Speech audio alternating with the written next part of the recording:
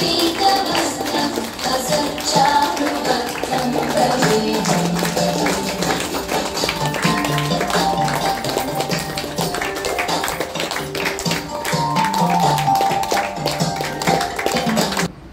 Korea ಅನ್ನೋದು ಒಂದು ಚಿನ್ನ ಕುಟಿ ನಾಡು.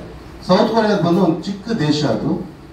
இன்னைக்கு அந்த நாடு வந்து பாத்தீங்கன்னா ಭಯಂಕರ ವಳರ್ಚಿ ಅடைஞ்சிருக்கு. ಸೊ ಇವತ್ತು ನೋಡಿದ್ರೆ ಆ ದೇಶ ಬಂದು ತುಂಬಾ ದೊಡ್ಡದಾಗಿ ಎಲ್ಲ ಹಣ ಆಸ್ತಿ ಅಂತಸ್ತು ಆ ತರ ಒಂದು ದೇಶವಾಗಿ ಬದಲಾವಣೆ ಆಗಿದೆ.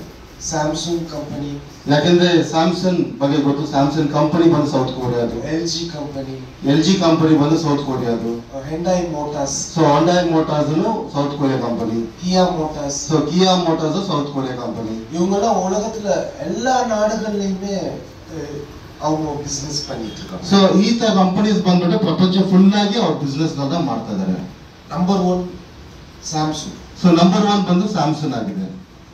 இதுக்கெல்லாம் காரணம் என்ன அப்படிங்கறத வந்து என்னோட எக்ஸ்பீரியன்ஸ்ல நான் புரிஞ்சிட்டதை உங்ககிட்ட நான் ஷேர். ಓಕೆ, ಇದಕ್ಕೆಲ್ಲ ಏನ್ ಕಾರಣ ಅಂತ ಅವರು ಆ ಒಂದು ಎಕ್ಸ್ಪೀರಿಯನ್ಸ್ ನ ಬಂದು ನಿಮ್ಮ ಹತ್ರ ಶೇರ್ ಮಾಡ್ಕೊಂತಾರೆ. ಆರೋಗ್ಯ ಇಲ್ಲ.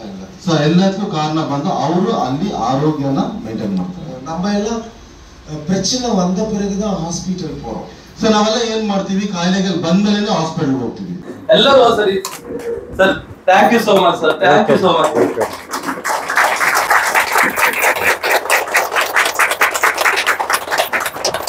ಥ್ಯಾಂಕ್ ಯು ಸೋ ಮಚ್ ಎಲ್ಲ.